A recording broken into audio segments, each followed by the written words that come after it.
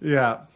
Snuggle Struggle says last year Disney was over. Some of the names I love.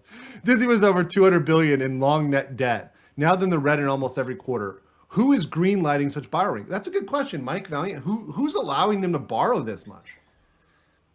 I can start. You can start. All right. Well, let me jump in. Go First of ahead. all, generally what happens is that um, generally what happens is that the CFO decides how much debt is additionally needed. They float it out there to the markets kind of unofficially, and then once they have a deal and an offer in place, then they use that as the financial package, and then they get approval from the board.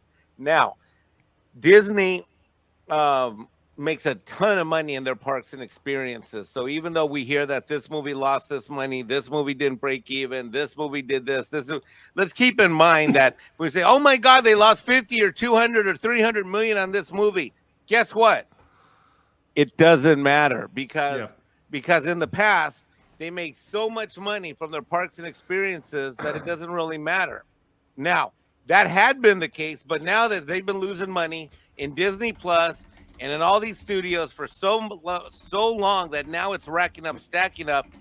So the other issue is that I think they're going to have a hard time. First of all, there's a commercial debt crisis in this country that's looming. Yes. The mortgage interest rates are high. They're not going to go back down anytime soon. Again, don't take financial advice, but I'm just saying. Yeah, not financial advice. Anytime soon, because that's what the Federal Reserve is doing. So first of all, who's going to borrow? How much are they going to borrow? And can they afford to borrow? And as I explained earlier tonight on another show, is that let's just say they borrow, I don't know, 10 billion.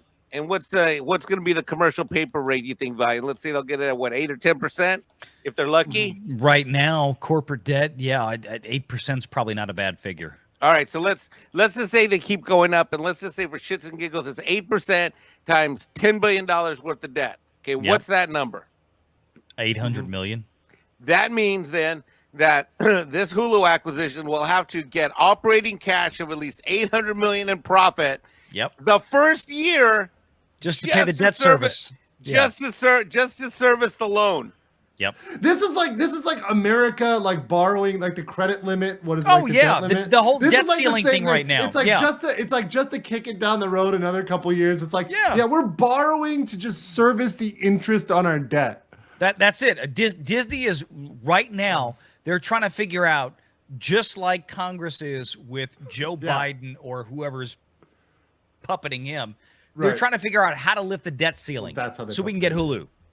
That's it. Or they could give up some more stock and say, hey, now Comcast is my largest shareholder. Since I don't have the cash in the bank, because now... And they would have to... Hold on. So would they have to... Because my understanding is they would have to create new stock for that.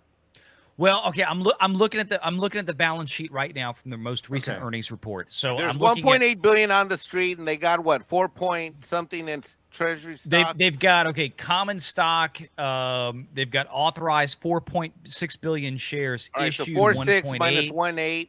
They've got retained earnings right now of 46 billion. So I mean, look, treasury stock at cost. 19 million shares, they're showing that as a loss, but they're showing that at the par value of 1 penny. It's a bullshit value, obviously. But here's the thing, is that when you look at the actual share count, 19 million shares, right, in treasury stock. I mean, if Disney gets back to a $100 value on the market with that treasury stock, you're talking about, at that point, that's 19 billion. No, wait, 1.9 billion. No, wait, 19 million shares. I'm sorry. It's late. I'm tired as hell. Oh, no, all good. Yeah, so 190. So, 1.9 billion. So they can't, they've got to, they're going to have to lever this at the end of the day. This is going to have to be levered, meaning that they have this huge Fox acquisition. Either way, they've got a bad situation. They can't empty out the check, because if they have to write a check for more than $9 billion, that... no, they can't do it. They can't do it. They can't write a check. They got to borrow money and worry about whether or not they can service the debt. Bad option. Or they give up treasury stock, and now their number one competitor now holds as much stock as Vanguard and BlackRock in their company. They're going to lever it. They're going to lever it. They'll get the guys in. I mean, look, this is going to be a cabal of private equity. You're going to have J.P. Morgan. You're going to have Bank of America.